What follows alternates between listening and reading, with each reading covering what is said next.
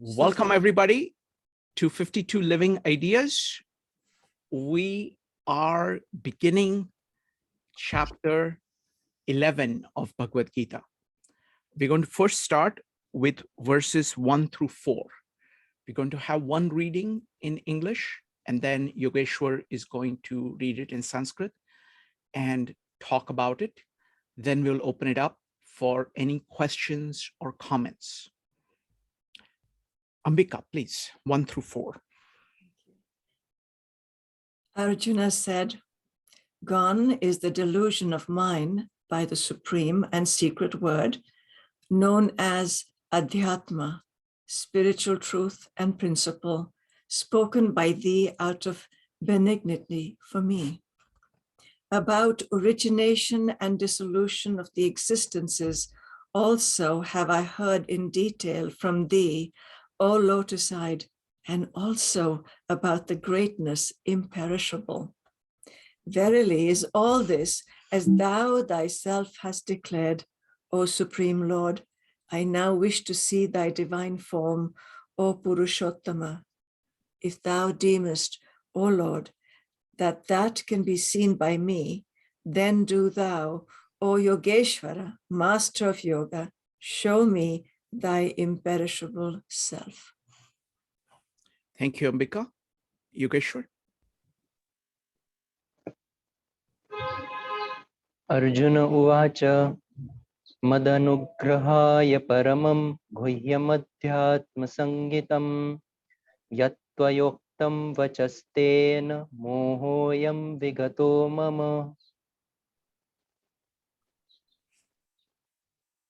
What we realize here, Arjuna is saying that for me, because you have so much compassion towards me, you have said Adhyatma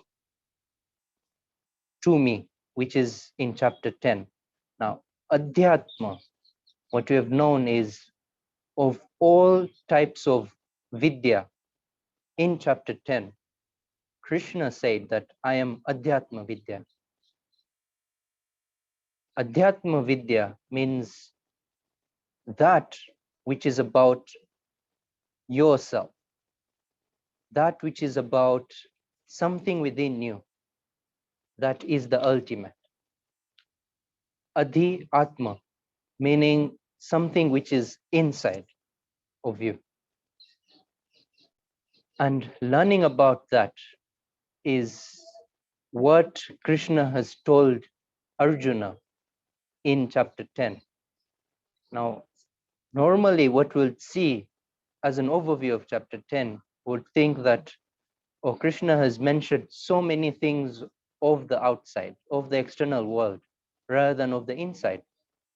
But you see how certainly Arjuna has realized that Krishna has all along been talking about something inside me, not something outside. And this Adhyatma Vidya, which Krishna has been talking about, is Guhyam, meaning it is a type of secret. It is something that is only a Shishya. Now, a Shishya is a person who has come to a Guru, an enlightened person, so that his own ignorance can be diminished. And in Indian tradition, a Guru is supposed to first examine, which is called pariksha, is supposed to examine whether the Shishya who has come is capable enough to keep the Vidya. Now, this Vidya, in a way, the Adhyatma Vidya, is in a way, in that way, secretive, because only the Guru gives the Shishya. In another way, it is secretive because however much the Guru wants to give the Shishya or a teacher wants to give the student, this is about the self. Like, can't really teach the student about the self. You'll have to use metaphors around, you'll have to use pointers around, but you see, you can never like hold the self and then show it to the student. It's totally impossible. So all pointers will be pointed, and some people will be deluded by the pointers, think the pointers are the real, are the truth. So in that way as well, this is guhyam, this is a secret. In a way, however much somebody wants to point towards it, it is ungraspable. What the self is, what the ultimate is, that is totally out of bounds of the mind. And this guhyam is also paramam. It is the ultimate. Like there is no vidya, there is no knowledge which is above this. It is the ultimate knowledge. That knowledge you have bestowed upon me. Why? Because you've had so much compassion upon me. Yat tvayoktam vachastena mohoyam vigato mama. Arjuna here realizes that because Krishna has given me this vidya, has showed me through pointers what I am, what the self is, and what the ultimate is. For that reason, my moha, which is ignorance, is gone. And that is what Arjuna is telling Krishna, that because you have told me, that is the only reason that all my ignorance is slowly fading away, and that I can realize within myself. Bhavapyayo hi bhutanam shruto vistarasho maya tvattah kamalapatraksha mahatmyam apichavyayam. In one verse, Arjuna is summarizing what Adhyatma Vidya is, what Krishna has told Arjuna in chapter 10, like one verse. So, Bhutanam Bhavapyayo, two things, the creation and the destruction of all nature, everything. That you've told me, and not just told me in words, not just told me in one sentence, but what you've done is vistarasa, is you've told me in great detail. I don't know who else can tell me in such detail. So that I have known from you, tvattah, I have known that from you. Mahatmyam apichavyayam, and the ultimate greatness, that greatness that never fades away. And here, what Arjuna is pointing towards, Mahatmyam. Now, there are two words that should be known in relevance to Indian context, in a way that there is Mahatmya and there is Guna. For example, if I am truthful, that is my Guna. Now, when somebody else knows about my truthfulness, he will have Mahatmya of me. He will have this, like, this thought that this person is great. So the greatness that is within another person, not the person who has the guna itself, but somebody else will say that this person is great. So that is Mahatmya. And guna is what stays within you. And Mahatmya is something that doesn't stay within you, it stays within somebody else, but it's about you. So that's Mahatmya. So what Arjuna is saying, that I have not yet become that I realize. So I have Mahatmya, I know the greatness of the ultimate, because I cannot yet see myself become the great. But I have seen the greatness in you. I have seen the greatness in the creation and the destruction. So that certainly Arjuna is pointing towards that point, that I have not yet become. Like, it's not part of me yet. It's not my guna, but I have mahatmya, meaning that I know the greatness of it. And that greatness is never fading. It's always there. That I've known from you. And Arjuna uses a word here, Kamala Patraksha, meaning that he's seeing the beauty in Krishna's eyes here, like lotus-eyed Krishna. He's telling Krishna that you are lotus-eyed. And in a way, a lotus has great significance in Indian tradition, whereby even Brahma, who is known as the force of creation, is seated on a lotus while he's creating. So all creation comes in a way from a lotus. And what you also need to know is, in the yoga tradition, the lotus is at your navel. So from there, when the lotus is, right now, the lotus, which some also call kundalini, different names. So that lotus is pointed downwards. When that lotus points upwards is when the kundalini is said to be active now.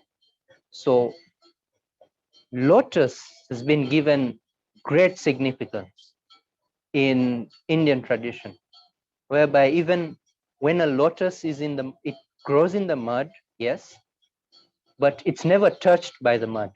It's never touched by any water. It's like it's never touched by anything, but the greatness is there, that it's beautiful and it makes the mud beautiful. Like when you look at the mud and you have a lotus there, then you'll see the beauty. That is, like, in Indian tradition, the lotus is the greatest flower. So in a way, when Arjuna is saying that Kamala Patraksha, you can see how much Arjuna is saying the greatness in Krishna. Evametad yathathatvam atmanam parameshwara drashtumichhami te rupam aishwaram purushottama. So Arjuna has realized that I have known all these words. I have known something, yes, but there is still something missing. And in Indian tradition, this is a great point in time, whereby somebody who is going towards the ultimate realizes that all words have been bestowed upon me. I have known all the words from every scripture I can read, but there's still something missing. There's something missing that I have to realize. I have to experience what has been told to me. So that's what Arjuna is realizing, that Shruto Vistarasho Maya, which is in verse 2. I have heard all this, but now evam etad yathathatvam, as you have said it. Arjuna is telling Krishna that as you have said it, drashtumichhami, I want to see this.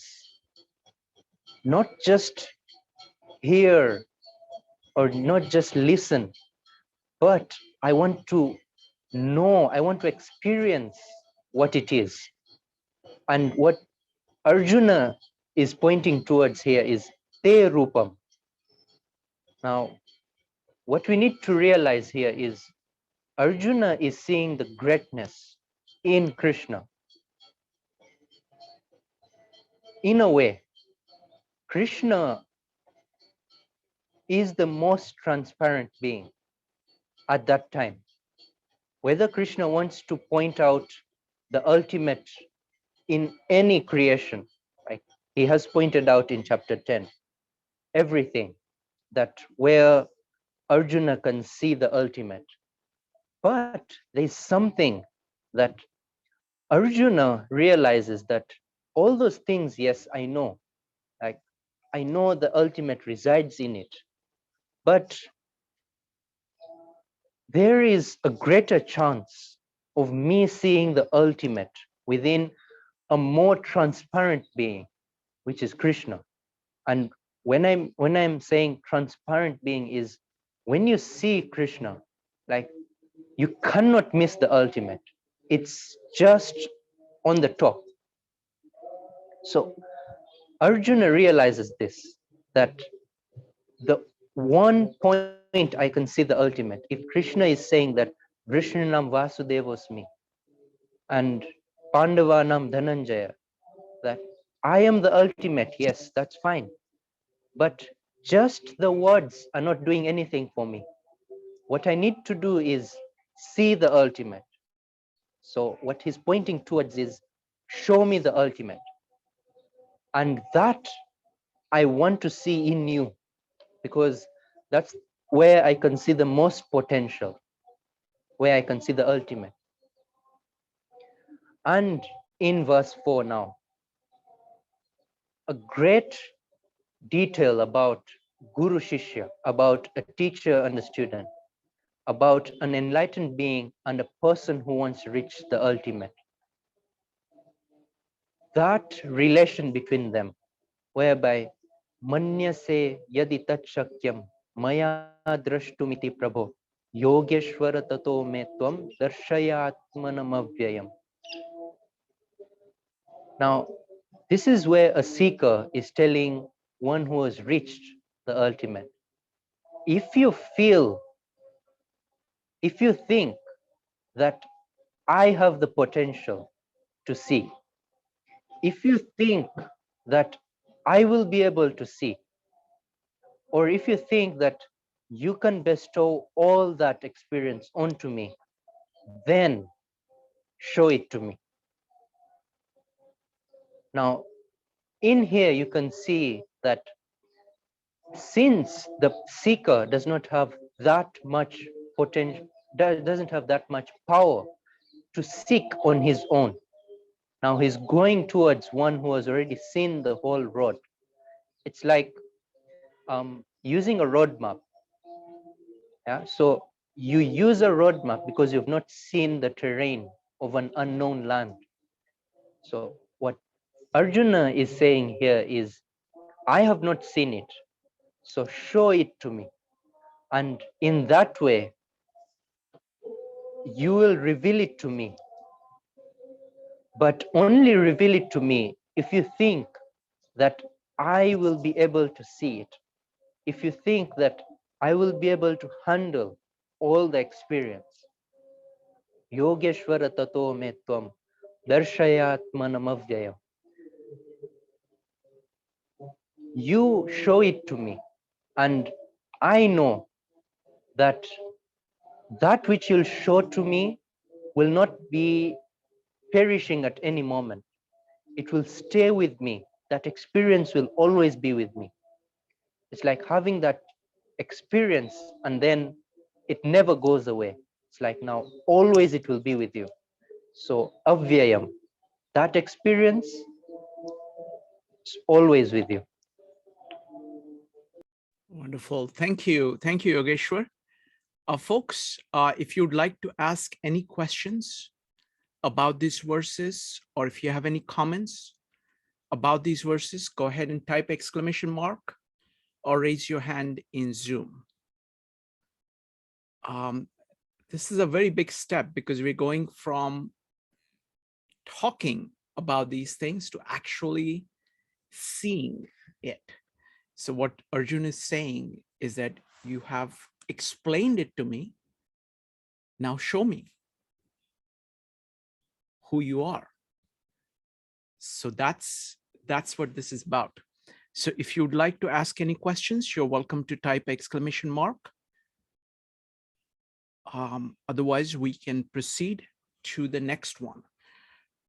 Let us proceed to the next one. Give me just a second here.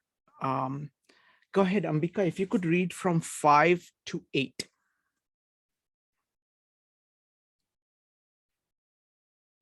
Okay. The blessed Lord said, "Behold, O Partha, Arjuna, my hundredfold, thousandfold forms, varied, divine, of multiple shapes and hues. Behold the Adityas, the Vasus, Rudras, both the Ashwins as well as the Maruts. Behold, O Bharata, Arjuna, many wonders never seen before. Here and now behold the universe with its moving and unmoving things, all dwelling together in my body. O Gudakesha, Arjuna, and behold whatever else thou desirest to see. But thou canst see me not by only this eye of thine. I give thee the divine eye. Behold my yoga, my Godhead." Wonderful. Thank you. Thank you, Ambika. Next up is Yogeshwar. Yogeshwar, please go ahead. He's disappeared. Oh, okay. So we'll wait for him to come back. All right, folks. So there must be some issue with his internet connection. So he should be back shortly. So folks, what we're going to do tomorrow we are going to do a review of Gita, everything that we have learned. Actually, I have some new diagrams summarizing everything. So maybe I'll give a short preview of it today, and then we will have a general discussion tomorrow. These are the ideas of center and periphery that have been extremely useful, the way in which the different yogas interact with one another, the Bhakti Yoga, Jnana Yoga, and Karma Yoga. We'll be talking about, the idea of, mostly I want to talk about the center and periphery and the relationship between them. There is a very deep point.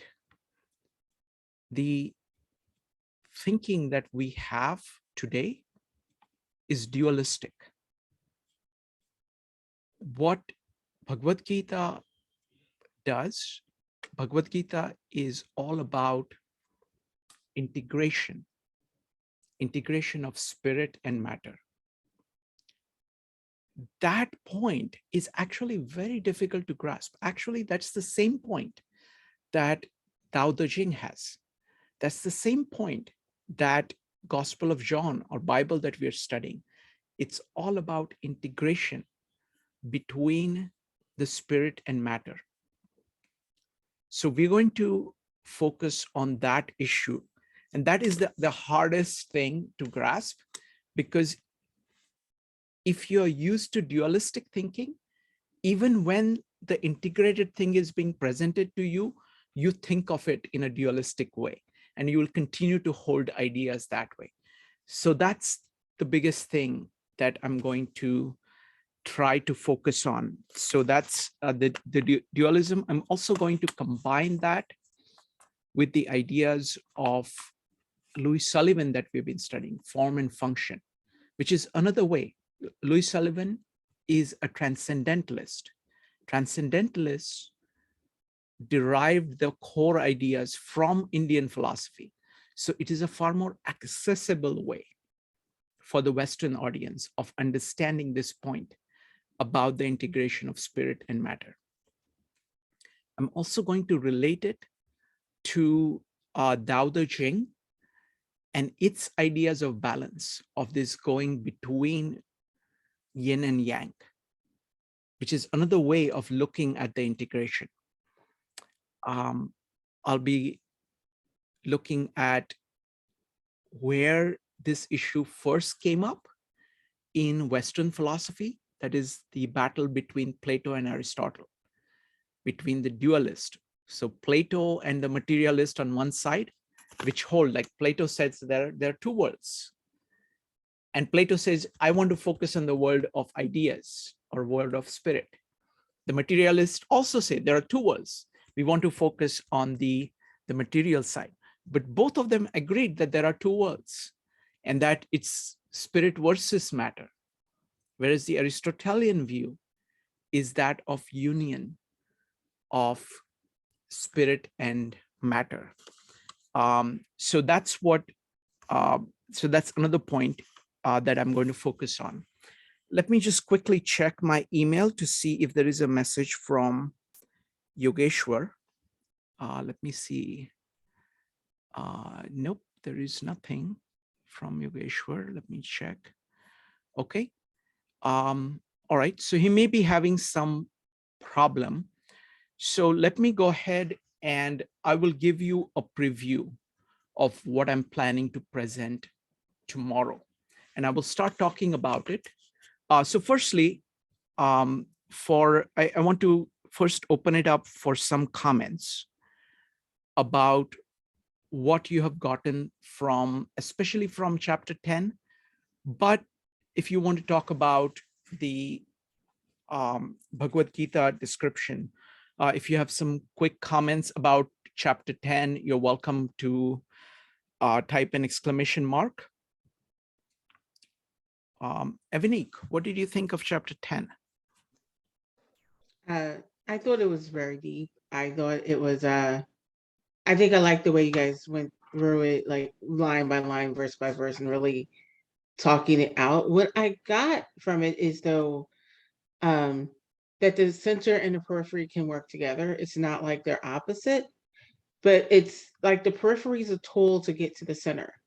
That's how it works.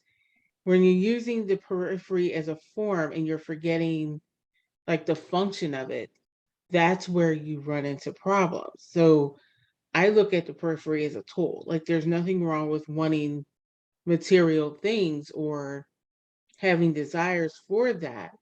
But oh, he's coming in. But yeah, but what I really got is that, you know, the focus should always be the center or the Brahma. When you're, I think Jyoti said it, when you're looking up at the Brahma and you're using the periphery to do that, I think that's the key, that you have to have your focus on the Brahma. Wonderful. Thank you. Thank you, Evanik. Welcome back, Yogeshwar.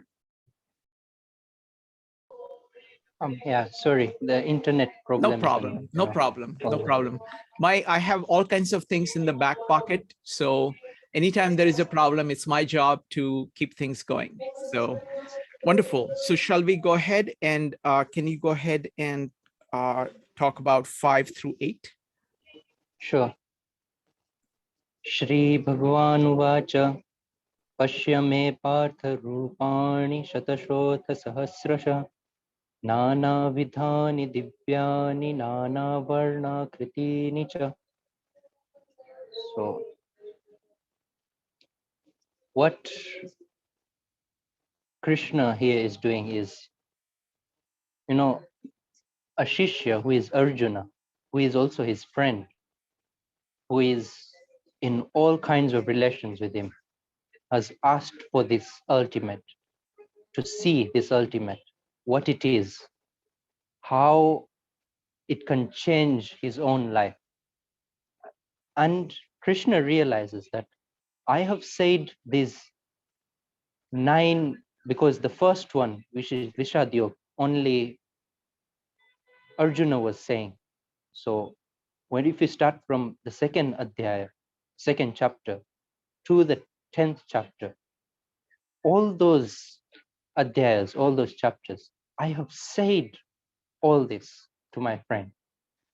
I have said all this for him to have a base, so that he can hold the Brahma within himself, so that this experience can be profound and he can hold it. But sometimes what happens is we realize Brahma in our everyday life. It's just that we do not give that much attention to it. That, and another thing is, if we have some moments of realizing Brahman, then we also cannot hold on to that moment. We don't have that power, that energy to hold on to that moment. Like just have that for the rest of the life. And Krishna here has said that I have said all these chapters, and now Arjuna can hold the ultimate within himself if I reveal to him. And what Krishna is doing here is Pashya me partha rupan, meaning that see me, whatever you want to see. Shatashota sahasrasha, hundreds and thousands of different types of forms. Nana vidhani divyani, nana varna kritini cha. So one thing is nana vidhani, meaning that there are so many different types, so many different forms. And nana varna kritini, meaning they may be small, they may be big, they may be every type, short, tall, long, everything. So in a way here, Krishna is saying whatever is there in the whole of creation, whatever it is, see it. And in a way, what Arjuna asked for is drashtumichamite rupam. And Krishna here is saying pashyame partha rupani. Arjuna had asked for rupam, meaning show yourself to me. Yeah, show me who you are. Meaning that give me one thing I can hold on to, rupa, one form that I can hold on to. And what Krishna here is doing is rupani, meaning see everything. Don't only hold on to one thing, see everything in me. And what happens is when we realize the ultimate, you'll realize that everything is in the ultimate in a way. That whether you see it at the peripheral, yes, it is the peripheral, but still the peripheral itself is Brahman. Like there's nothing out of Brahman. In that way, Krishna is saying, because what the ultimate is, yeah, it's so, in a way, you can say it's so distinct from the peripheral. And then in another way, you'll see that the peripheral is in Brahman. Like there can't be anything without Brahman. Brahman is existence.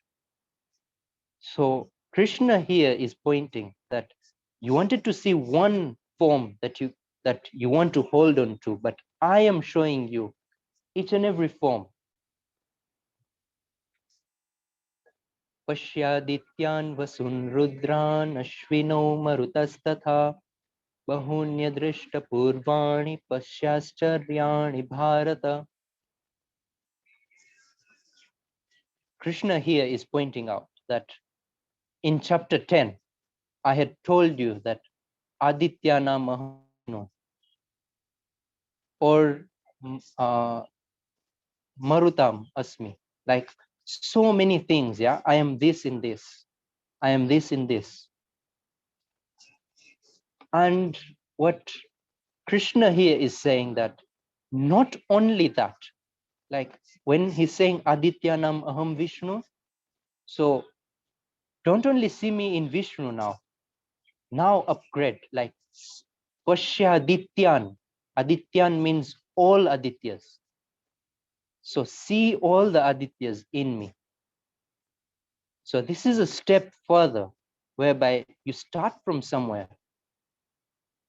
And it's also really fascinating how Indian tradition has, yes, the ultimate is.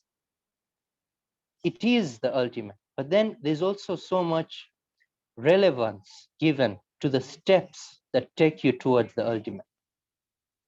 each and every step is as much significant as the last step. Because if you don't climb up this staircase one by one, you will not reach the last step. You will not reach the last step. In that way, each and every step is as important and is as true as the last.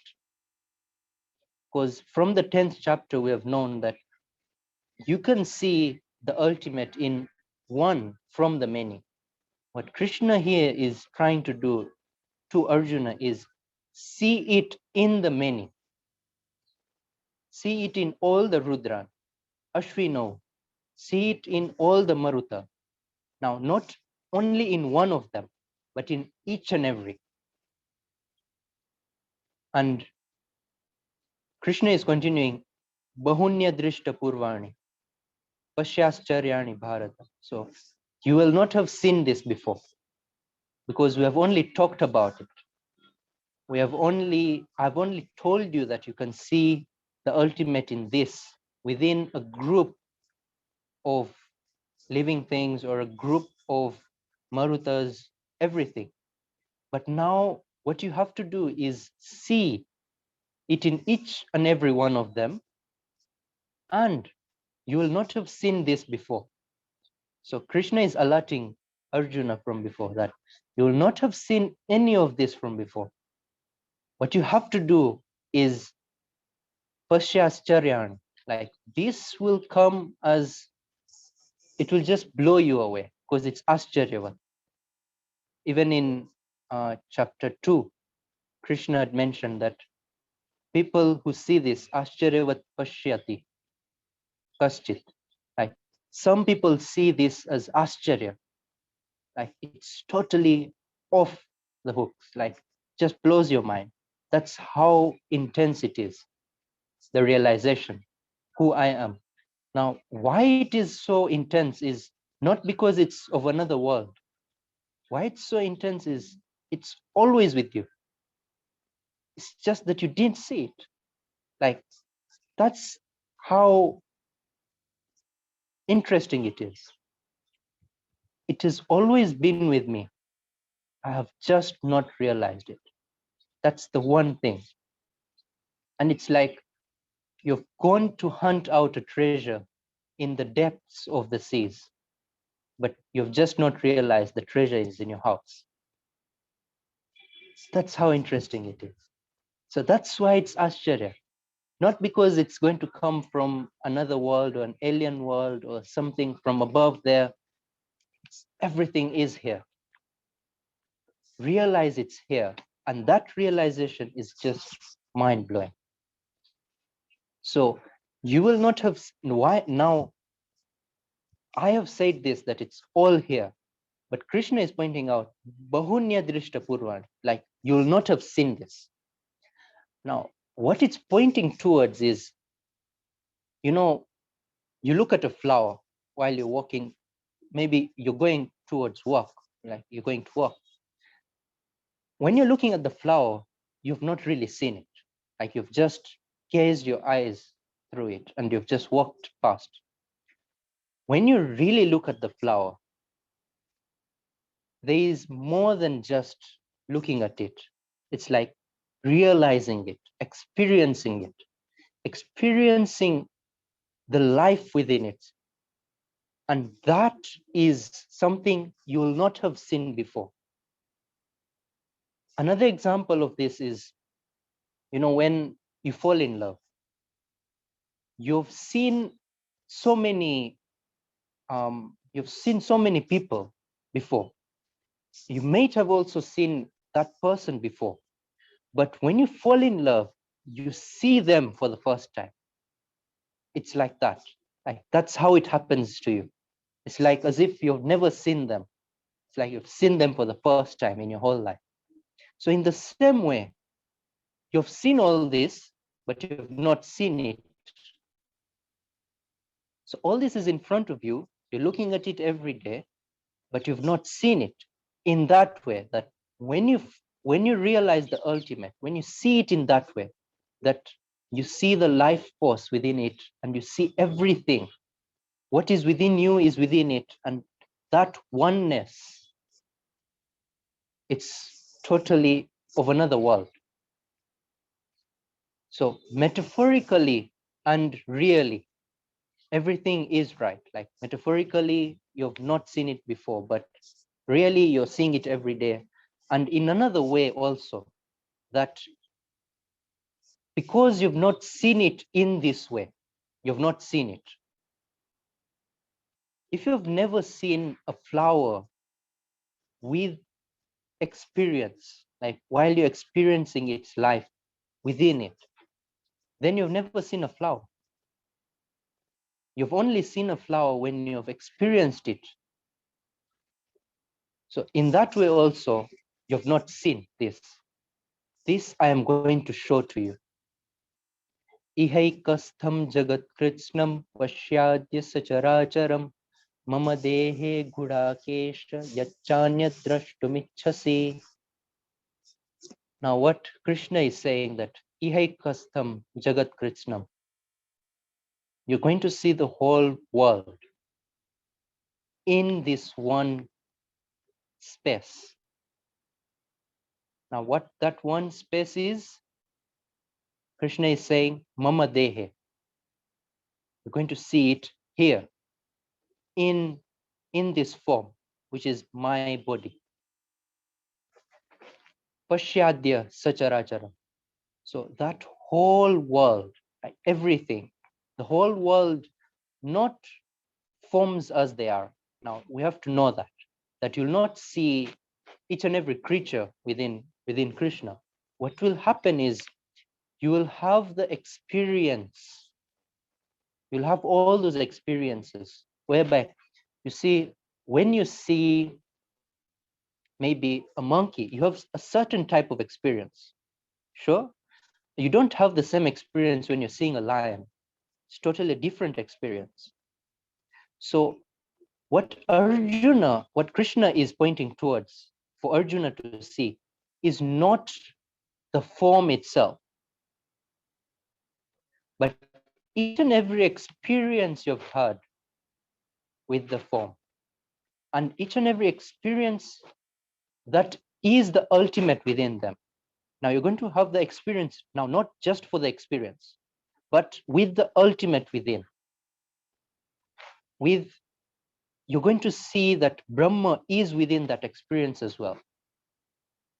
That's what Krishna is saying. Sacharacharam, whether it's chara or achara.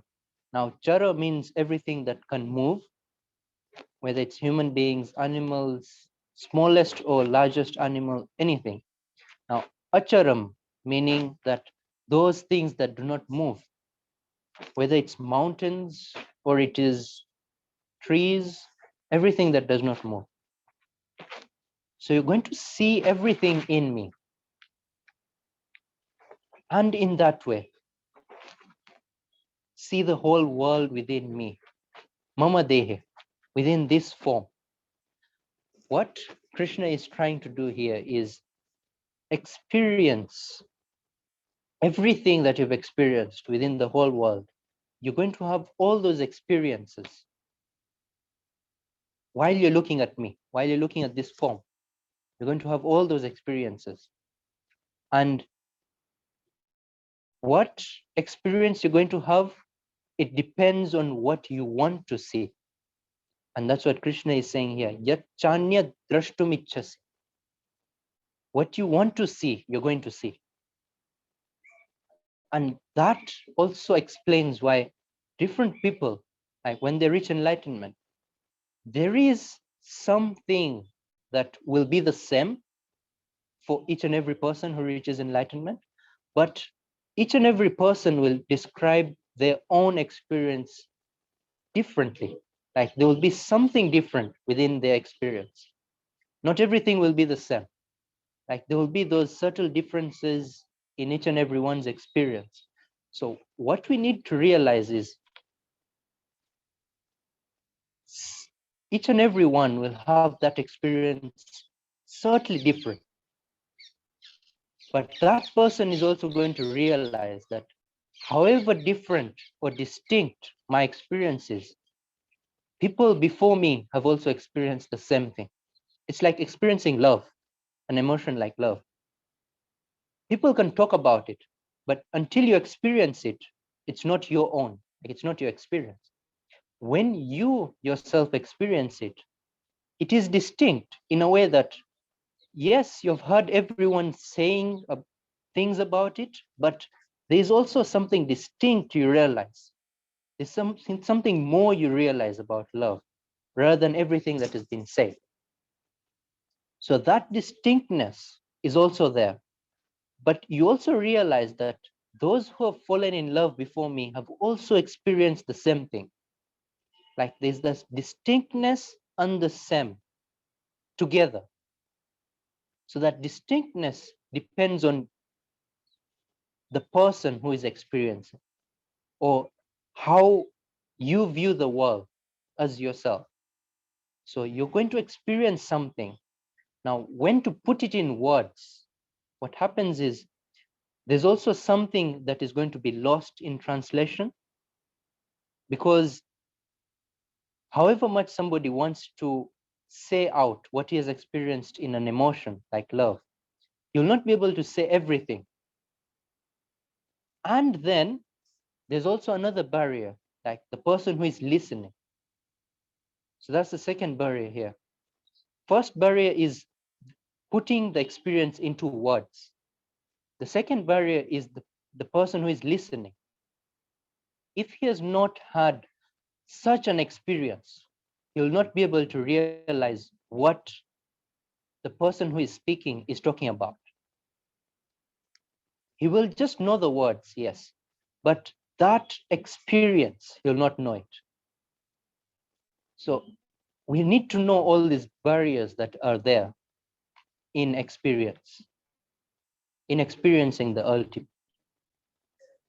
So having all those barriers known, then we can go into Gita. Then we can go into what Arjuna is going to say about his experience. Because one thing we need to know is Arjuna is going to say something about his experience. Now, those are the words that he can use to describe his experience.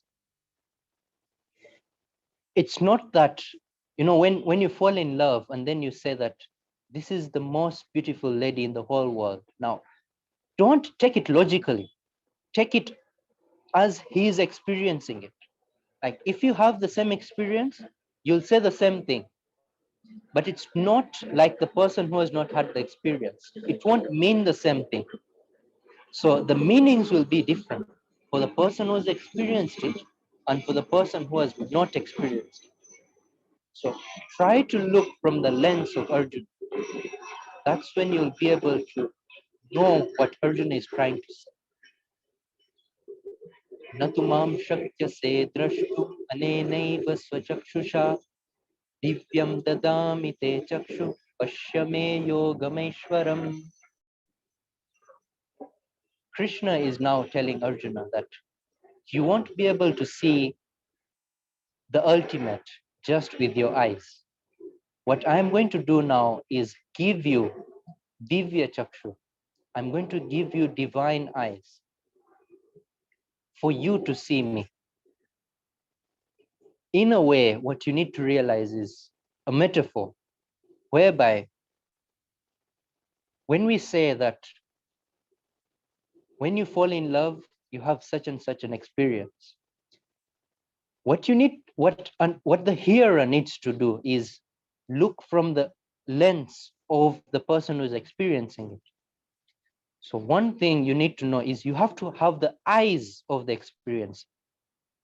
So in that way, Krishna is saying that you won't be able to see this from the eyes you're looking, like from the lens that you're looking. Metaphorically, I am giving you the eyes. Let me give you the eyes, the lens from which you should see this. Now, what happens here is Arjuna, what we need to realize is Arjuna and Krishna, these are the two people in context here. What Arjuna is going to see metaphorically is going to see it in Krishna.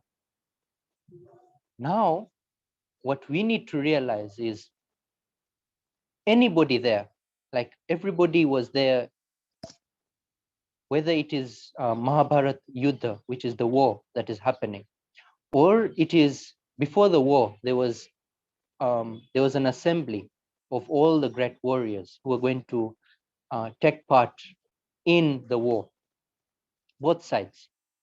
And Krishna also revealed his ultimate there, but not everyone saw it. Yeah. So the same way here, Krishna is going to reveal his own ultimate in a way that, Krishna is going to become a catalyst for Arjuna to realize or for Arjuna to experience.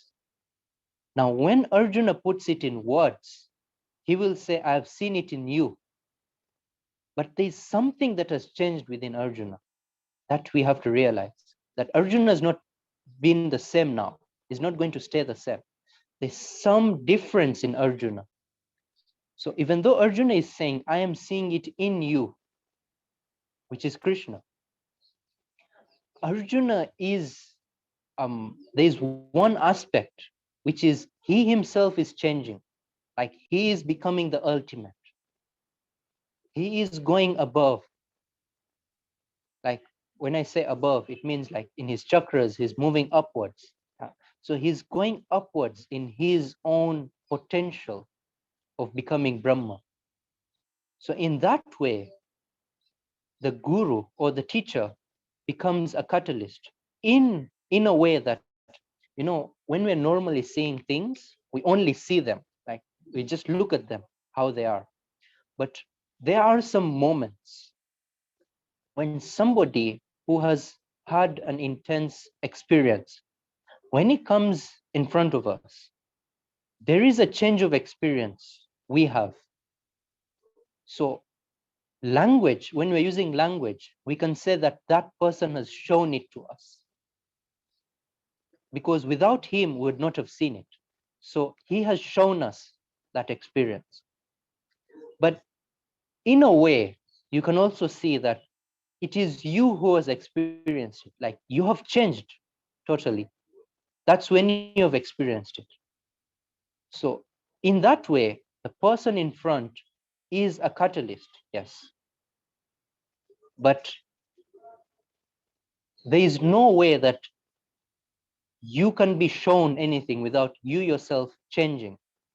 So what you'll experience or what you'll see is your own self changing into the ultimate, your own self becoming Brahman.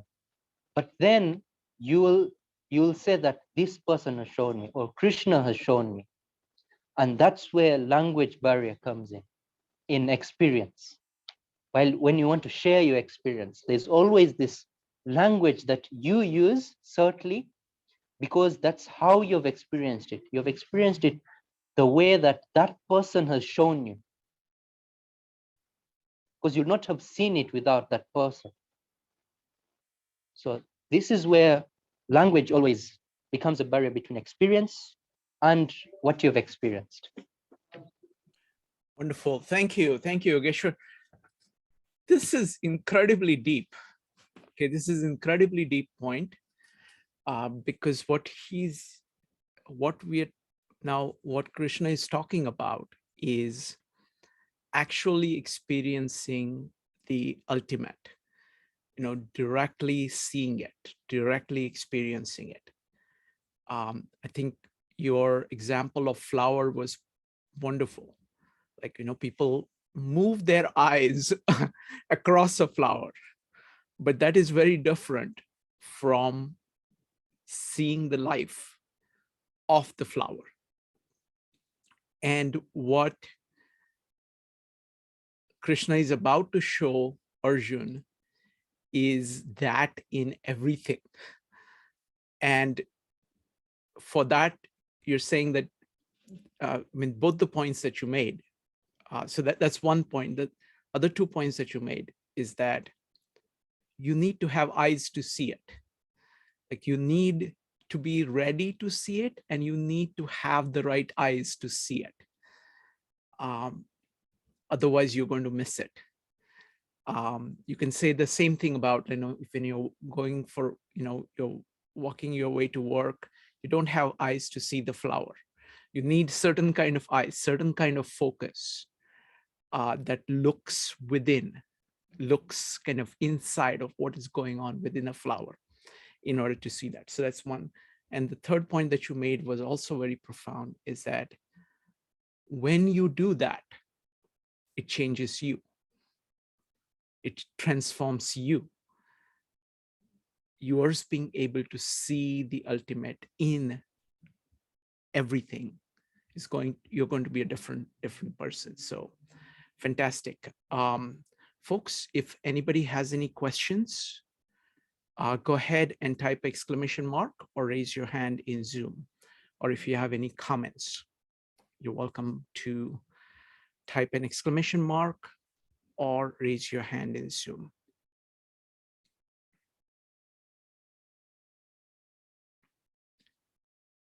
Okay, we're going to start with Jyoti, followed by Ambika. Jyoti, go ahead. So, Yogeshwarji, my question is, when you come in contact with a person who's steadfast in his kindness, and you have some ideas about that person, and you keep perceiving him in if not in the same way as that person is, but that person is so stable-minded that he continues to be very kind and shows humility regardless. So the other person, then you change your mind about that person because he has been so stable in showing his kindness. Is it the same thing, that your perception changes because of the person, because of who he is, his character is? I think this is a very different thing, but we'll come to this, because I think it's a much more, this is more kind of psychological issue of how things. So I don't think it is directly related to what we're talking about. But if Yogeshwar wants to add anything, he's welcome to add. Yeah, so what I would like to point out here is, we have views about people, we have views about animals, plants, and everything. So when we say that this flower is beautiful, in a way, you're not experiencing the beauty of it. What you're saying is just your view of the flower. You're not even experiencing the flower itself. So there's a difference here, whereby what you're saying is perceiving a person, whether is good or bad. But what is happening here is not about your mind, not about perceiving anything in any way. What it is here is realizing what is, what has always been there. It's not about perception in any way. Here it's about realization of what was always there. It's like, we always know that some pictures are beautiful, but have you ever experienced the beauty in that picture? Whether it's Picasso's pictures or the greatest pictures in history. So how you value the picture, maybe by monetary value, or because everyone says it is beautiful, that's why you say it's beautiful. That's totally different. That's like a perception that you've built up. Now, what Krishna is showing Arjuna here is nothing that needs to be built up. It is just a realization that comes from within, that it was all there from the start. That is realization rather than perception. Thank you, Yogeshwar. So what I would say is that the point that is being talked about here is a far more deeper point. I mean, the point that Jyoti is talking about is two different perceptions of two different people. And all of that, there can be differences in those perceptions, but the difference in those perceptions is relatively small. And that is very different from what Krishna is about to show Arjuna. He's talking about being able to see the deepest principle in everything. And that is very far from the typical perceptions of two people, no matter how different they are. So we're talking about like several orders of magnitude deeper point here. This is a metaphysical point about nature of reality itself and what is possible at that. Next up is going to be Ambika. So I'm just struck by the idea of the 8th shloka, where he says, thou canst see me not by only this eye of thine, I give thee the divine eye, behold my yoga. I'm curious to know what more you can say about the divine eye that'll see it differently. And if I may say so, the Krishna temple in LA at Vatsika, they designed, over 3 rooms, the whole story. And when you come to this revelation of the divine eye, I think it's that one, the whole glory is shown to you. It's so beautiful. I have not gone for some time, but, and this is Krishna saying, let me show it to you. So it reminded me of that. So I would love to hear more about it. Please, Yogeshwar. Yeah, so the divine eye, Chakshu. Now, one thing we need to know is Krishna didn't do anything physically to the eyes of Arjuna. Like the eyes of Arjuna are like physically, they are there and they're going to stay as they are. What Krishna is talking about is more subtle eyes, like something about an experience, whereby the person who is Krishna, who is in front of Arjuna, is going to reveal himself. In a way, you need perspective. And this is a barrier of language that I need to use the word perspective, but it's not about perception, but it's like, in a way, what Krishna has to do is reveal himself. And Krishna, in a way, I could say, is the most transparent being. Like when you look at him, you should just see the ultimate within him. That's what should happen. But what happens is we have all these layers of ignorance on top of us. We don't see. What Krishna here is doing is, in a way, he is acting as a catalyst, and the eyes Krishna wants to give Arjuna is like the eyes that a person in love has, that nobody else can know, like, because everybody else will look at the other person in the same way. Even this person will look physically, he will look at this other person in the same way as he looked before. But there is something more to it. Like in language, you will say that that person has received new eyes to look at the world or to look at the other person. But physically, there's no change of eyes, or there's no like exchange of anything physically. What happens is everything here is internal. Everything happening is changing you from within. And that change, you'll never be able to reverse it again. It's like permanent change for you. So that type of eyes, which is internal and divine. Now, why they use divine here is it's not like totally physical eyes. That's what we need to realize. It is something that is always with us. We have not just been in contact with. It's like something is so near us, we can't see it. What I want to do is I want to read a short paragraph from Sri Aurobindo's commentary, because he describes the human eye, because we're distinguishing the human eye from the divine eye from the human eye. So Sri Aurobindo describes the human eye, so you can see what it is not through that.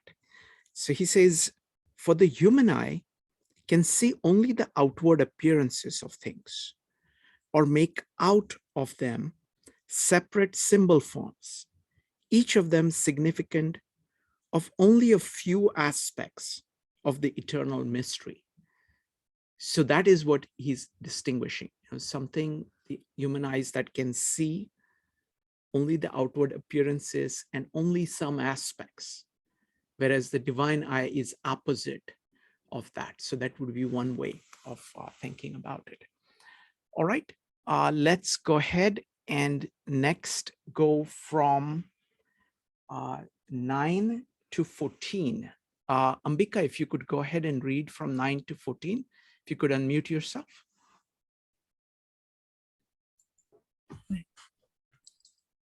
Sanjaya said, excuse me, having thus spoken, O king, the great master of yoga, Hari Sri Krishna, showed to Partha Arjuna his supreme form, his supreme Godhead.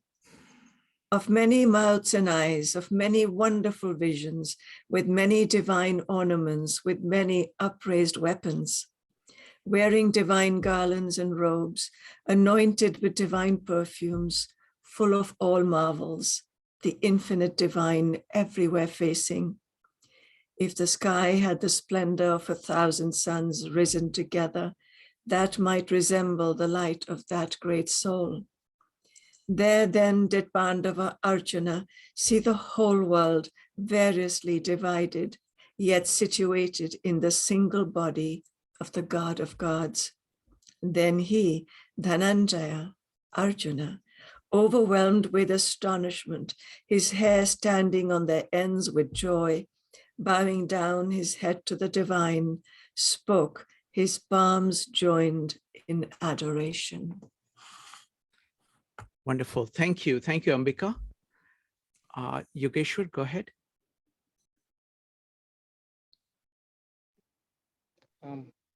So now here we have the Yogeshwar, do you want to spokesperson. turn on your Sorry. video? Oh yeah, sorry. Yeah, sure.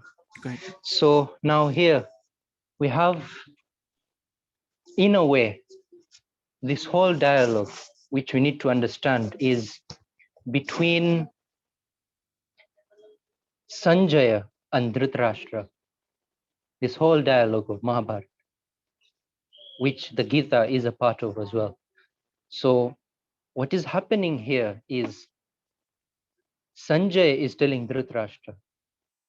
One thing to understand about Dhritarashtra is he cannot see from birth. And Sanjay wants to explain to Dhritarashtra what's happening at the war. Sanjaya needs to use words that Dhritarashtra understands. Because if he cannot communicate to the person he is communicating to, then it's out of relevance. So that's what Sanjay is trying to do here. Now, why the words of Sanjay have been quoted here? We have seen from the start, like Sanjay has been quoted less times, very few. But in chapter 11, he is quoted significantly. Not as significant as Krishna or Arjuna, but still, compared to other chapters, significant. And then he will be quoted in chapter 18 at last. Like the last part is Sanjay's part, which is telling Dhritarashtra. So what we need to realize here is, because what Arjuna will say now, Dhritarashtra cannot really understand, like, because you need to translate it to a person who has not seen anything since birth. He has only heard about things. And he has only felt how things are using the sense of hearing. You know, you can have an idea through hearing, but if you don't see it, then it's like, do I know it? You still have that question, do I really know it? I know the description, but do I know it? So in a way, Sanjay has a difficult job here of translating the whole war and the whole of Gita to Dhritarashtra. And Here, Sanjay is saying, Eva muktva tato rajan mahayogeshwaro hari darshayamasa parthaya paramam rupamaitam. Having said that, he is saying, Rajan, meaning he's telling Dhritarashtra that Mahayogeshwara Hari, who is Krishna, Krishna showed his own rupa, his own form, what he truly is towards Arjuna. And that rupa or that form, because rupa, if you translate it to English, it literally translates to form, like physically what you can see. What we need to understand is Sanjaya is not using the same words as Krishna did, or not using the same words as Arjuna will. He's going to use different words.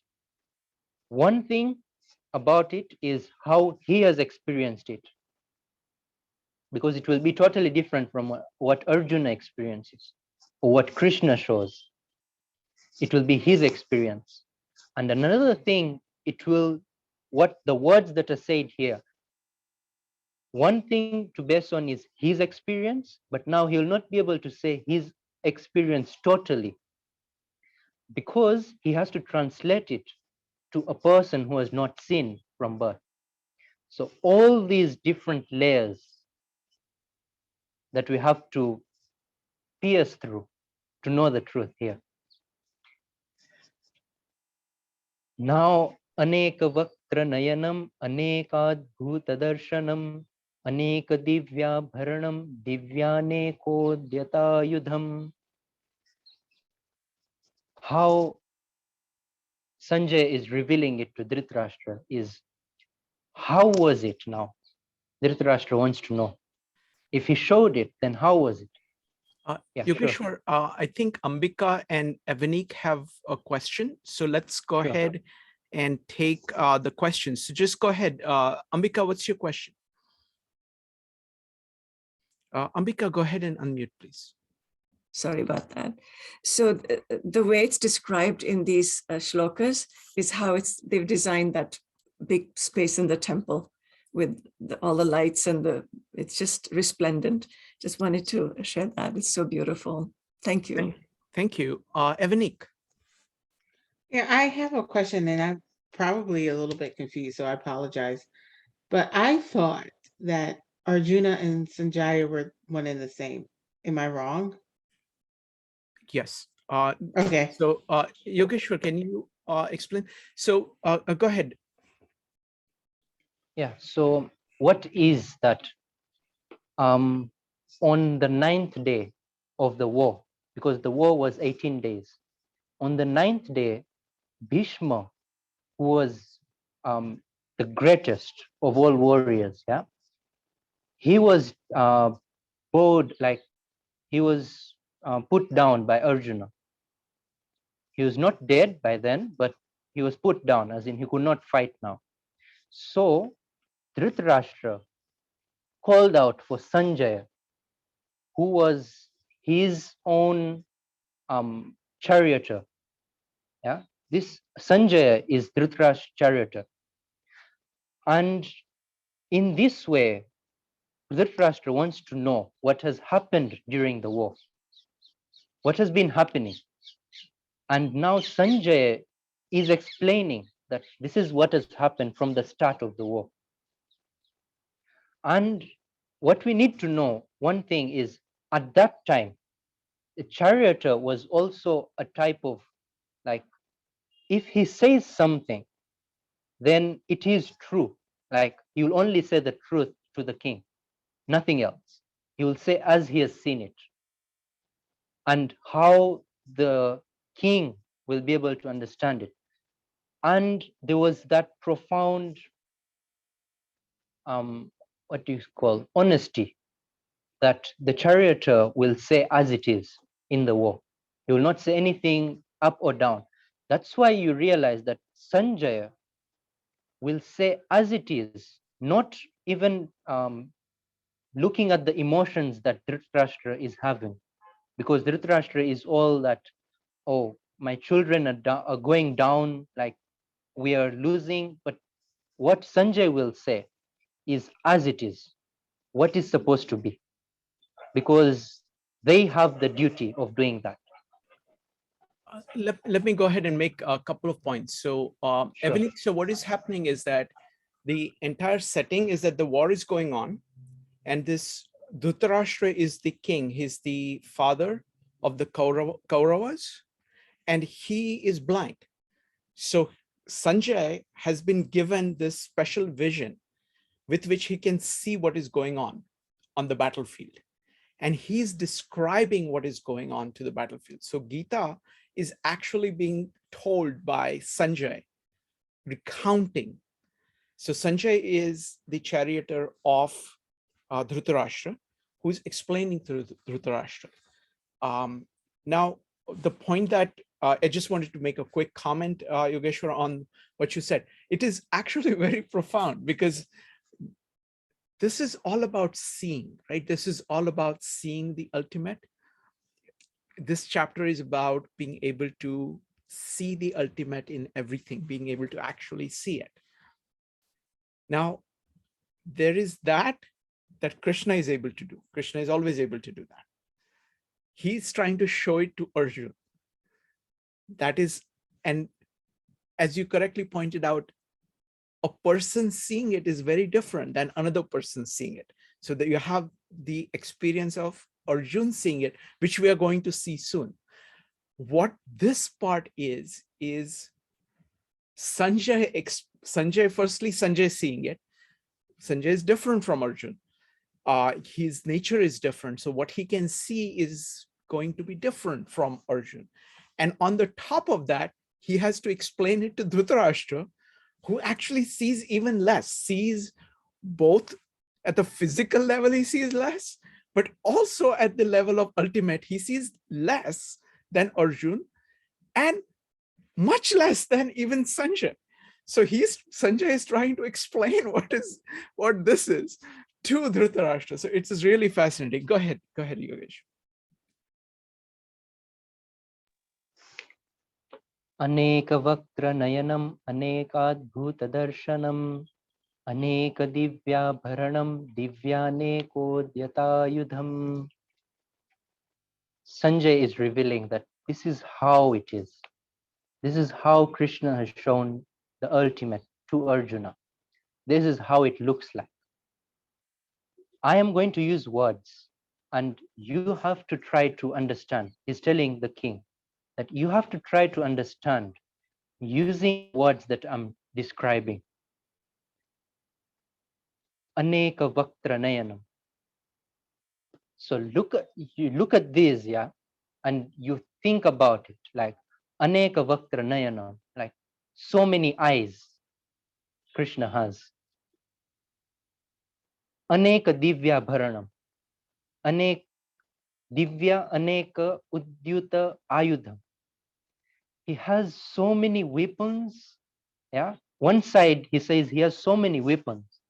The other side he's saying aneka divya bharanam. Like he has all this golden and silver and ornaments and everything. Two different things, like totally different.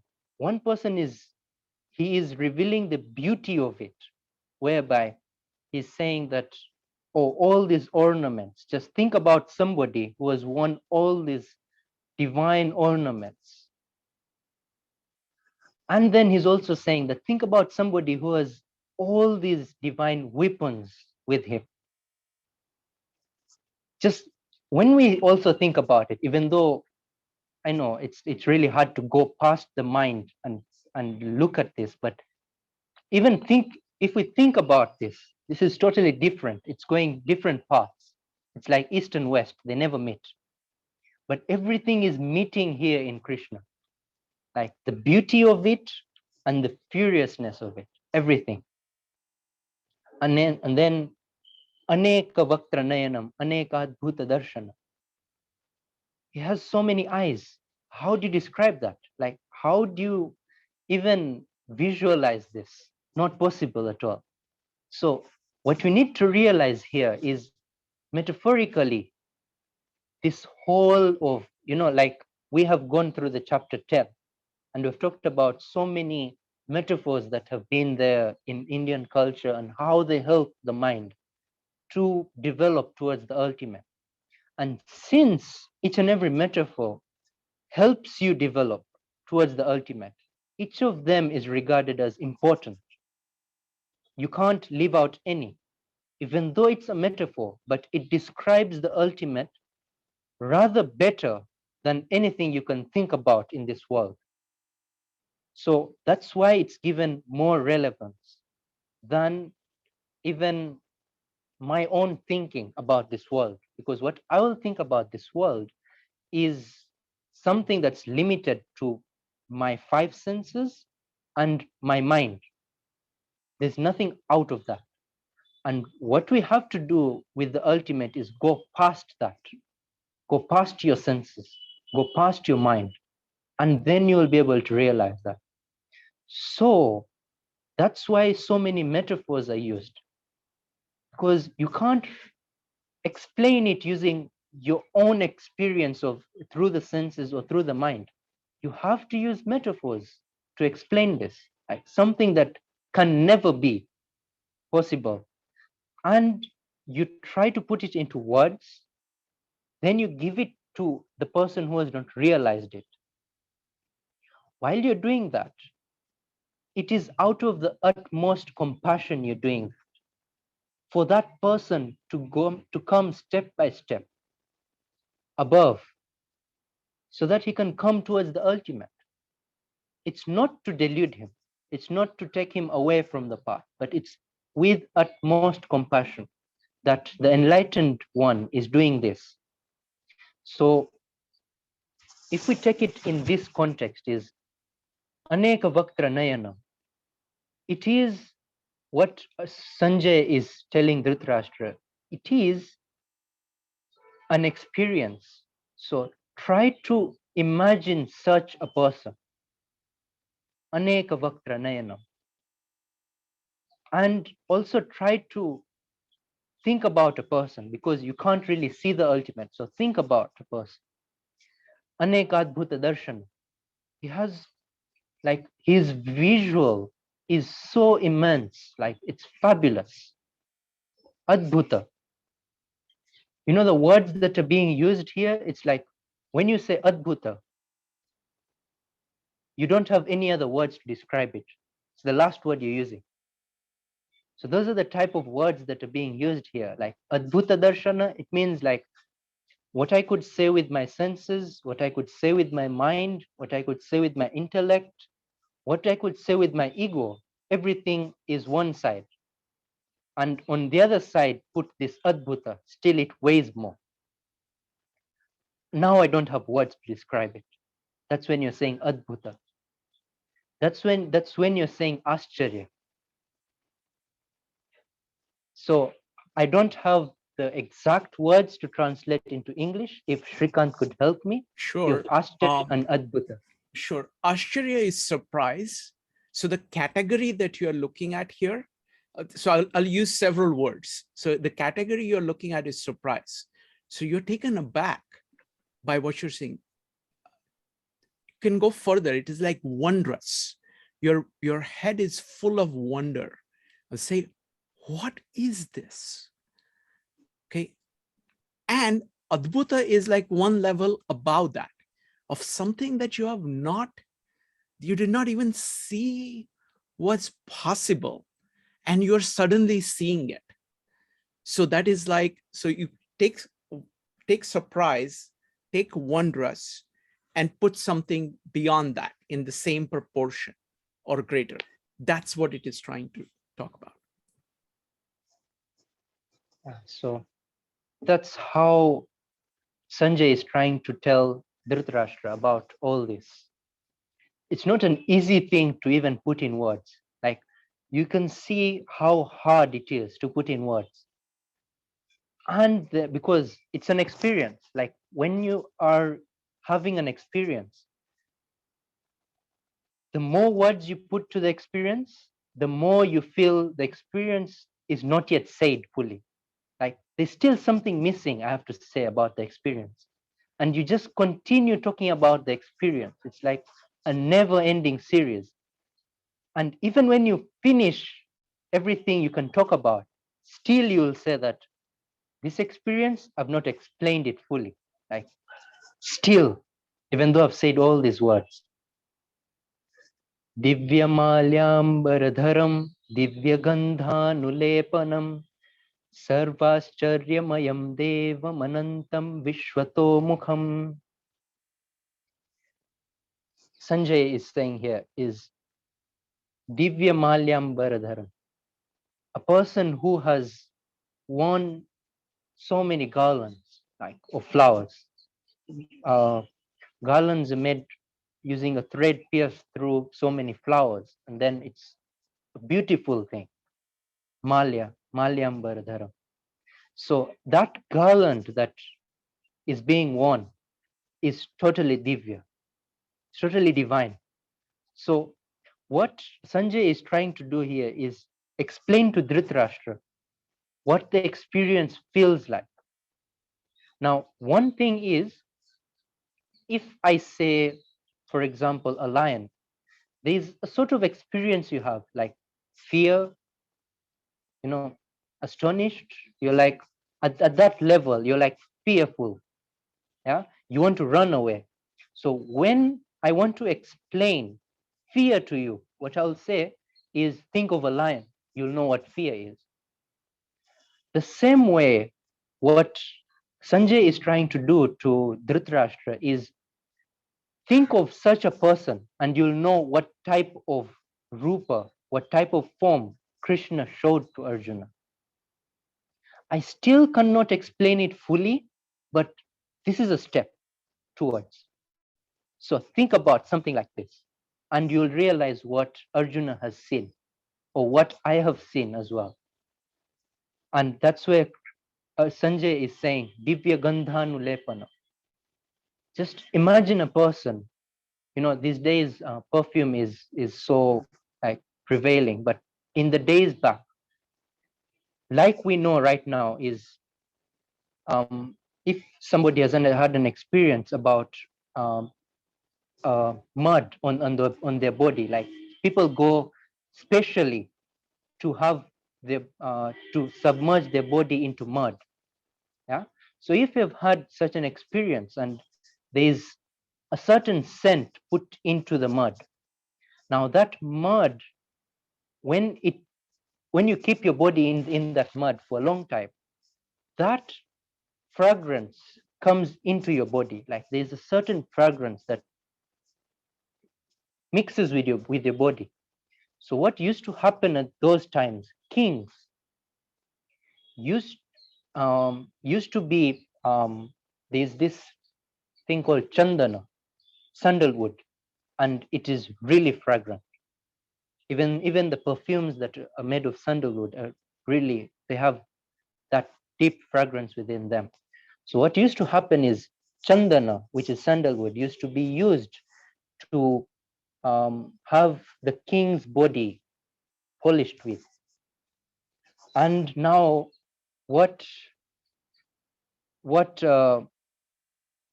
Sanjay is trying to translate to Dhritarashtra is, think about this, whereby somebody's body is totally worn with this sandalwood paste on itself. And then you remove the sandalwood, you bathe away the sandalwood, and then that fragrance that comes out. So he's trying to make Dhritarashtra think about it, and then Dhritarashtra will have that experience. Like, what is it? Sarvascharyamayam devam anantam vishwato mukham. Vishwato mukham here, Krishna also mentioned Vishwato mukha in chapter 10. He has faces everywhere. Thinking about it, like, how do you have a face everywhere in the whole world? It's like you're everywhere. You're facing the ultimate. So when the ultimate is facing everything, that's Vishwato mukha. And now what Sanjay is going to do here in verse 12 is totally out of the way. Now he's going to say, Divi Surya Sahasrasya Bhaved Yugpada Uttita Yadi Bhasadrishi Sa Syad Bhasastasya Mahatmanah. What Sanjay is trying to do is, he knows that Dhritarashtra is blind from birth, but still he wants Dhritarashtra to visualize the sun. Yeah, it is totally out of the way, but still I cannot explain it if I don't say this. That's what Sanjay is trying to say. Just imagine thousands of suns they just rise together.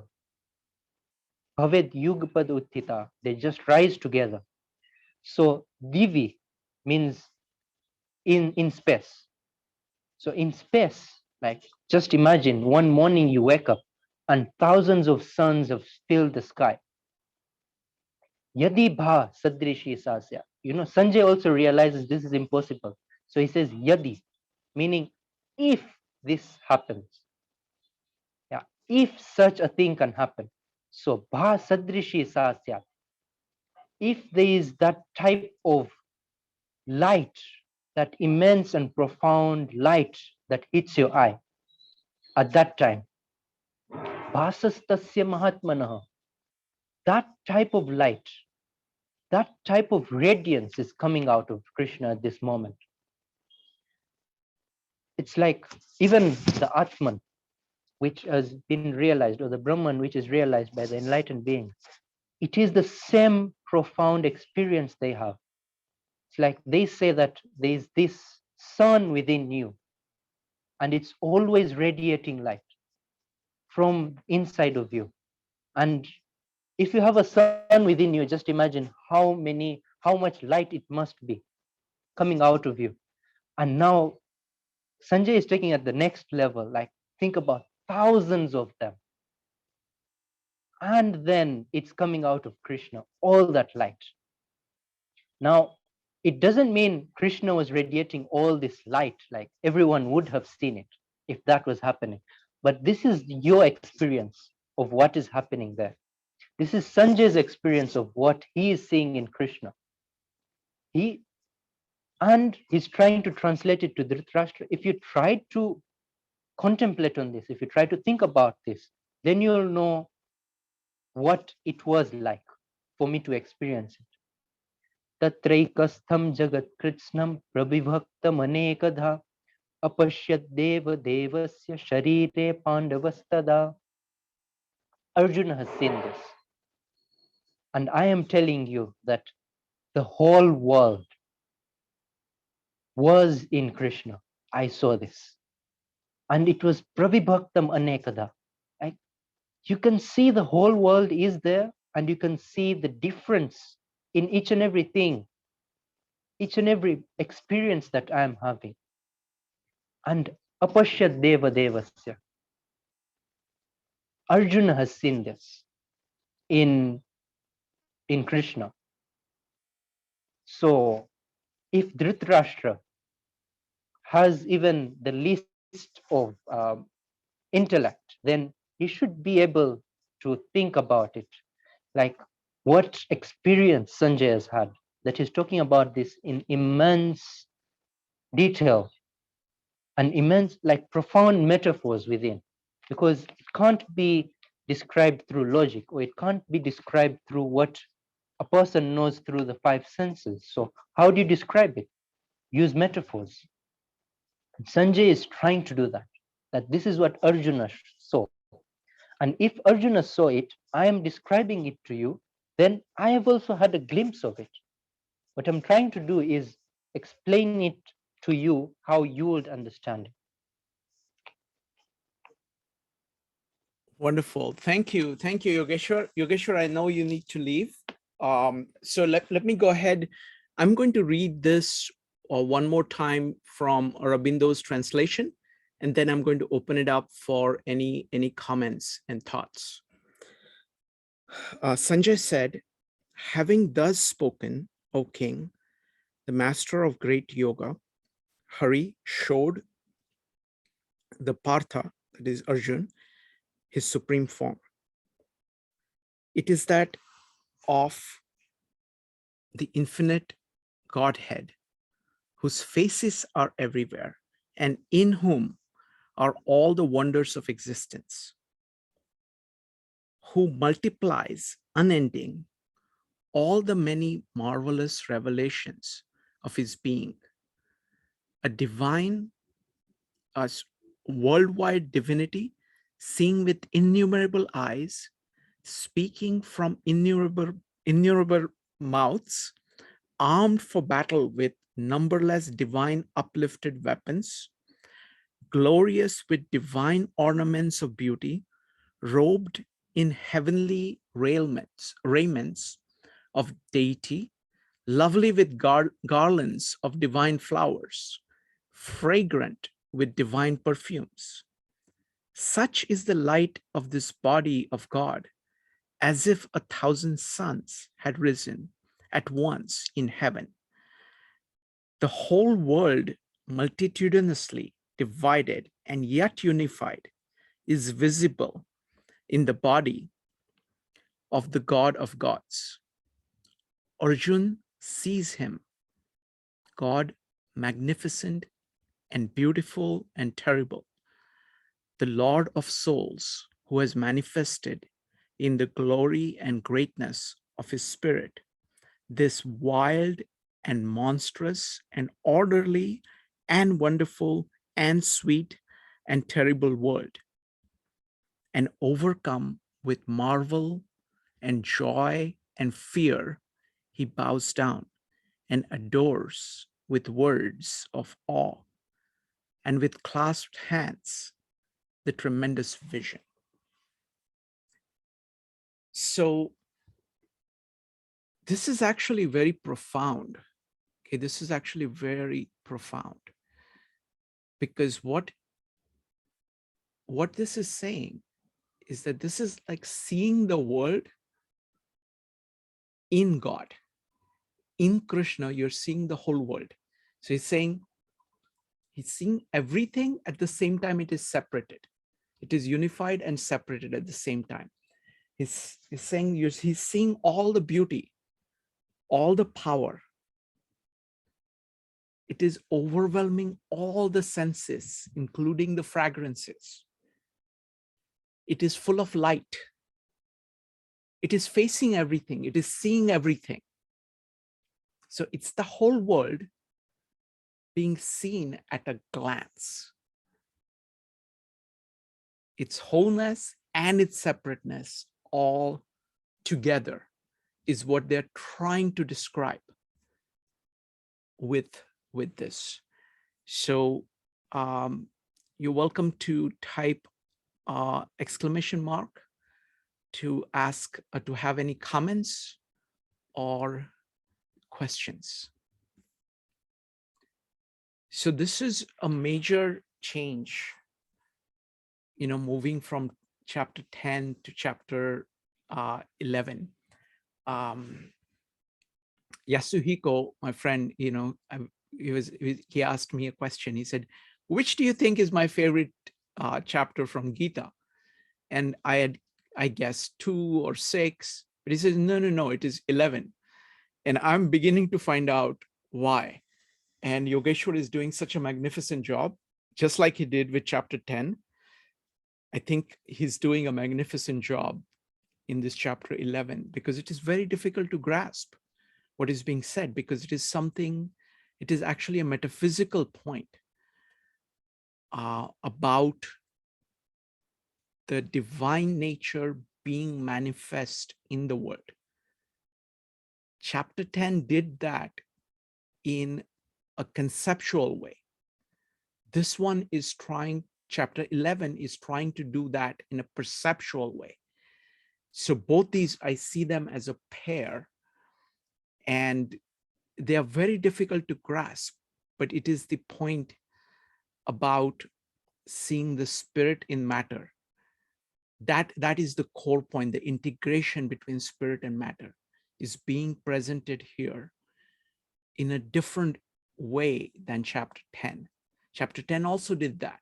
Chapter 11 also is doing that, but in a different way. Feel free to comment or ask questions. I don't know whether I'll be able to answer them, but you can ask. Asking is more important than answering. We'll start with Evanik. Evanik, go ahead. And so I guess I have a question and a comment. So I don't know if we're at this scene yet. It sounds like it, where Arjuna is seeing Krishna for who he really is. I remember like reading, listening to the whole Gita, and it's this one part where he sees everything, right? Like This is it, yeah. Yeah. Okay. So the one thing I think is like, it's kind of like putting on spiritual eyes. It's like Krishna is giving Arjun the eyes to see everything. And it's almost like when I was listening to it, it felt like all of it was surrounding Arjun at the same time. Like he was enveloped in it. And like your guest was saying, he's becoming part of the ultimate. And I was just like, I don't know, listening to it was like this magical experience. And like, I was just listening to it and I could like kind of like visualize everything around. It was kind of like surrounding, like the way they were described, it's like it's surrounding you. So I was just thinking that, is it kind of like bringing Arjun into Krishna? And then he kind of like becomes, in a sense, Krishna and sees everything, but yet he's still observing at the same time, if that makes sense. Fantastic observations. It's, I think you're getting at. I'm astonished that you're getting so much already, because it took me a long time of reading this again and again and again and again to begin to get it. Because, in some sense, in one way, what is being shown here is that God is in everything. That's what is being shown. So you are trying to, so God is in everything and everything is in God. So that principle, that there is spirit in all matter and all matter is contained in as manifestations in the spirit itself. So that is what is being portrayed. So you're exactly right, because the world is Krishna. Krishna is the world. So he completely is surrounding Arjun. And Arjun is also part of the world. So it is him seeing it. So that is the kind of experience it is. It is that wholeness, just to see God in everything and experience it as such. And these various ways of describing it, of saying all of beauty is there, all of power is there, all of light is there. It is facing everywhere. It is seeing everything. Are various ways of trying to describe that. So I think you're getting it. It's very difficult topic, but I think you're getting it. Does anybody else have anything that they would like to say or ask? Okay, Elena, go ahead. Yeah, this is it's one of the most interesting chapters. True. Yeah, I agree.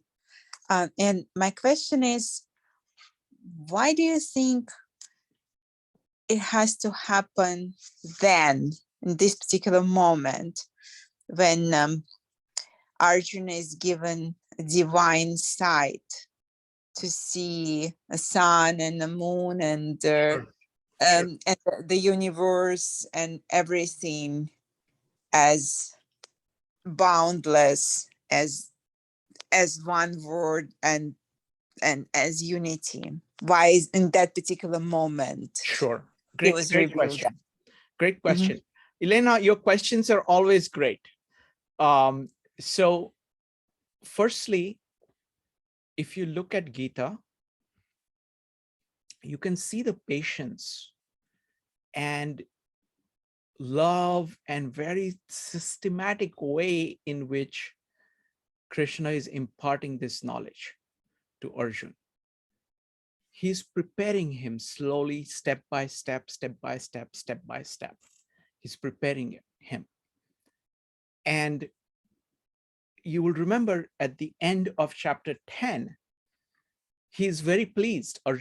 Krishna is very pleased with what Arjun is already able to see in conceptual terms. So chapter 10 rests on the first half. So there is first half, first 9 chapters, prepares Arjun. It's total of 18 chapters. So it is divided into first half and the second half. So the first half prepares the ground for Arjun. We talked about what is karma yoga, the importance of doing work and engaging with the world. We talked about knowledge and self-knowledge, jnana yoga. We talked a little bit about bhakti yoga and the importance of bhakti yoga. We talked about different marks or different yogas or different paths of getting there. And he's presenting all of that.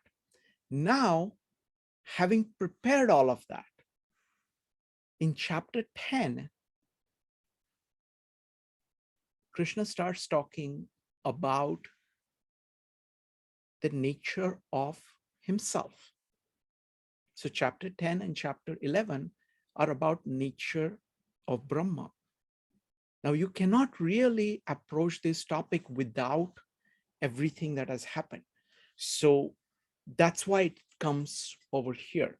And here, first he describes it in chapter 10 by giving individual things, of saying that Brahma is like the high point of various things. So he recounts many, many, many, many different kinds of things and says that this is the high point, highest possible things within things. Now, and then remember at the end that Krishna is pleased with what Arjuna has grasped of that. And then Arjun asks, I want to now see you perceptually. So far, you've been describing me, your nature conceptually. Now I want to see you perceptually. And Krishna says, okay, now I do think that you're ready to see me. And that's why this chapter comes where it is. Great question, Elena. Next up is Jyoti. So I like what how Avanik related to the whole process that he's observing, yet he's part of the ultimate. And this is how I'm looking at the spiritual journey for the human beings. So I'm trying to relate Gita in our day-to-day journey. No? Okay, no, let's not go too far. Let's just focus on this chapter itself. Anything Okay. on the chapter. Well, Because what happens is that it is so difficult. I would rather have Yogeshwar here. My capability of handling questions is not, and I don't want to distract people from the importance of this chapter. Because Jyoti, this chapter is very deep. It just takes the discussion to a completely new level. So I want to focus on that if possible. Okay. Go ahead. No, just hold it off then. Sure.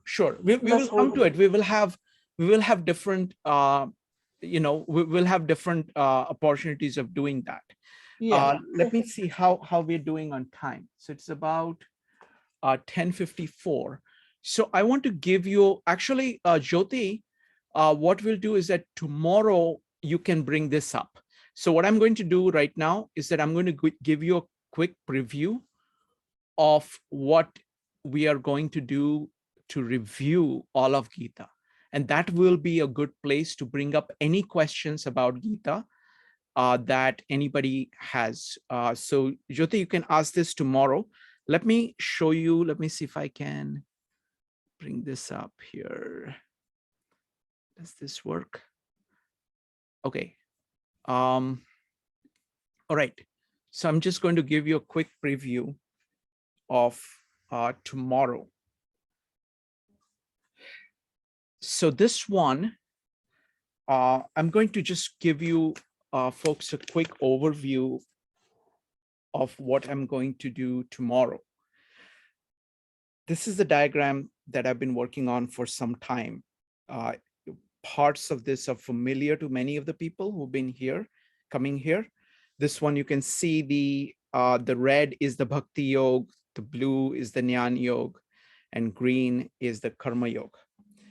But and then this one is the center and the outside is the periphery, okay? What I'm going to do is I'm going to relate this to the theme of Aristotelianism versus Platonism, or the idea of spirit and matter as being integrated. For example, what we are seeing here in chapter 11 is exactly that the spirit and matter are one. That's what Krishna is showing. So what does that really mean? Because unfortunately, our culture is dualistic. So it is very hard to grasp that. So I'm going to try to present that idea using this diagram. So I'm going to do a quick version of this, and then I'm happy to take some questions, and then we will go into much greater detail tomorrow. Okay, so you can see this. Evanik, you can see the mouse, right? Yes. Okay, so you can see this hexagon. Yes. That is you. Okay, so that's where that is. You imagine yourself being there. Okay, this thing in the middle, the center, that is the center. Okay, so that is the center, that is Brahma, that is the universal principle. Okay, now I'm going to describe it using several ideas. I'm going to go very quickly to just give a preview. I'll take some questions, and then we will go into great amount of detail systematically through each of these points tomorrow, but I want to get you started thinking about it. So currently, forget all the colors. I'm just going to describe the radial organization today, okay? I'm going to use firstly Louis Sullivan's terminology, which is form follows function. He always says, remember the seed germ. So seed germ is the universal principle. This center here is the seed germ. This is where everything is created, and it unfolds itself into forms. So everything kind of begins here. Another way of saying this is that this part, this internal part here, this movement going from center outward is the creation movement. This is Brahma. So there are three gods, Brahma, Vishnu, and Mahesh. So this movement, this is the child, eternal child. This is the seed growing up. Okay.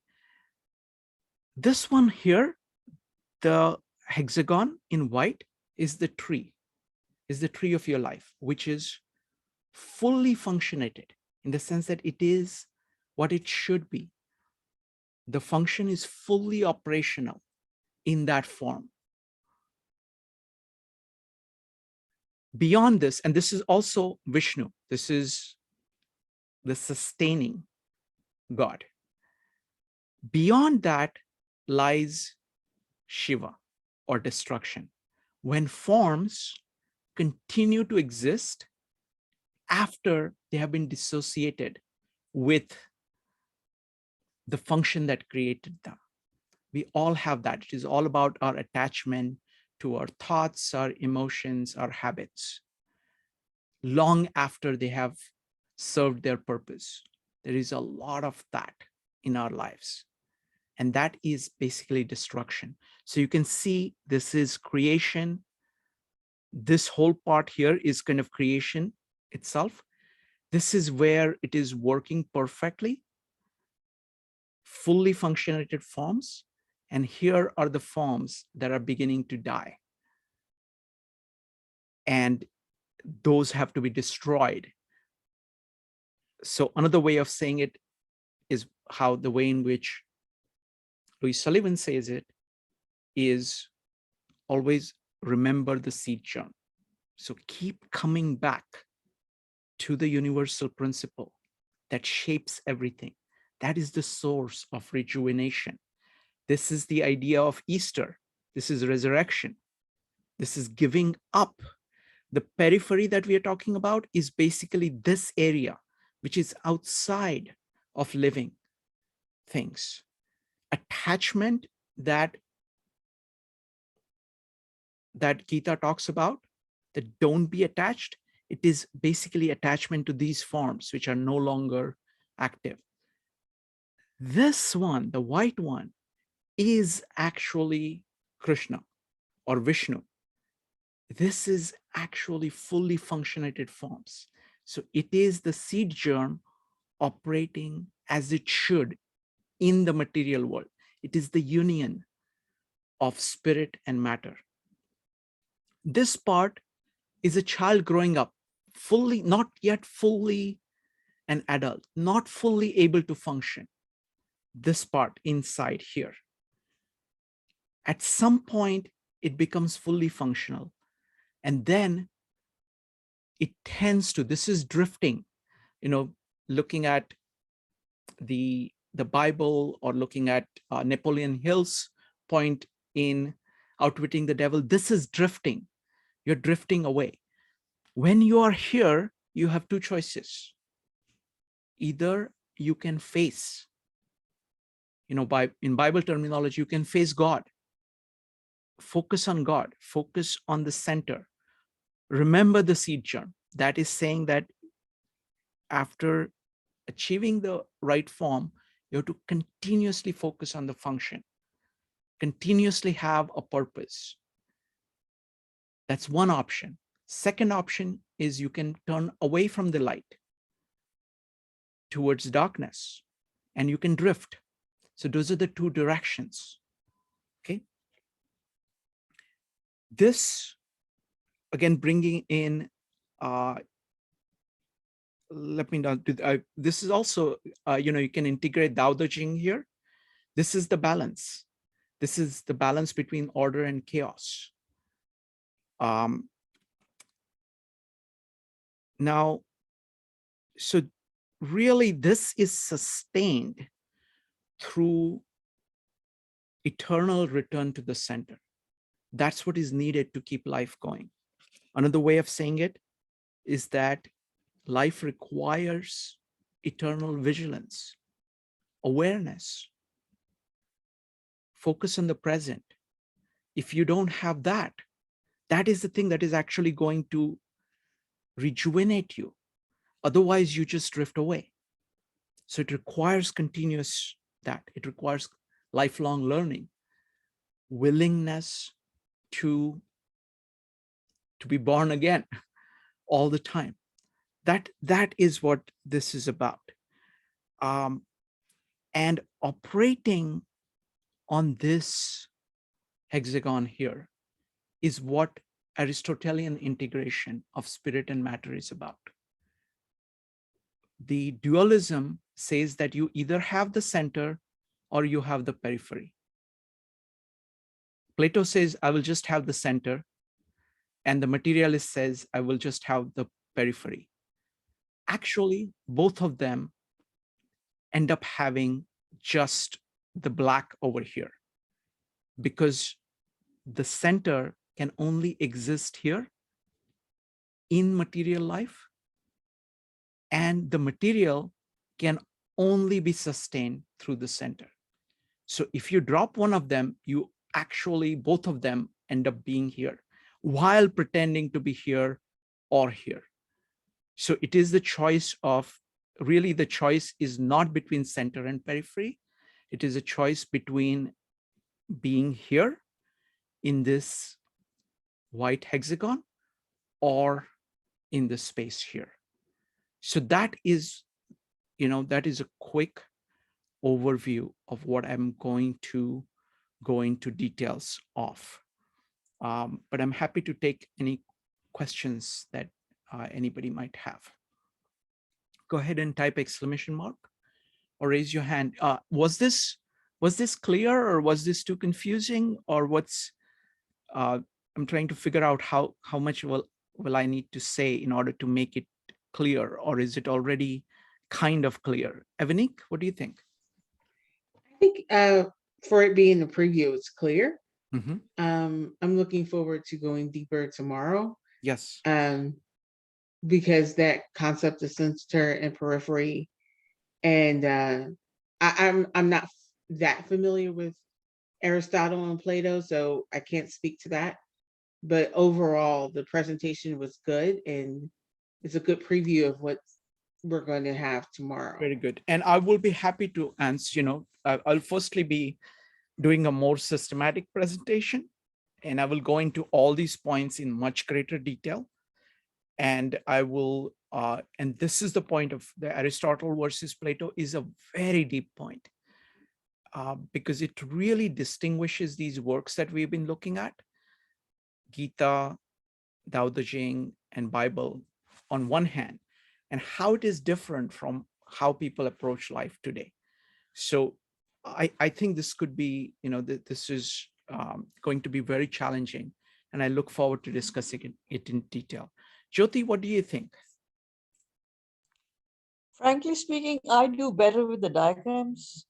And I think you answered a little bit of what I was going to ask you. This makes more sense about how we take Gita in our day-to-day life. Wonderful. And what we'll do So- is that we will go through this in much greater amount of detail, and I'll take all the questions that you have about Okay. that. I like this. I like a whole lot, because with these interactions between the colors and what they signify, they register very closely in the brain. Mhm. And this is good for everyone, I think. Wonderful. Thank you. Thank you. Thank you. All right, folks. So look forward to seeing you tomorrow, and we will continue this tomorrow. Bye, everybody. Thank you again. Thank you. Bye. See you tomorrow. Bye. Bye-bye.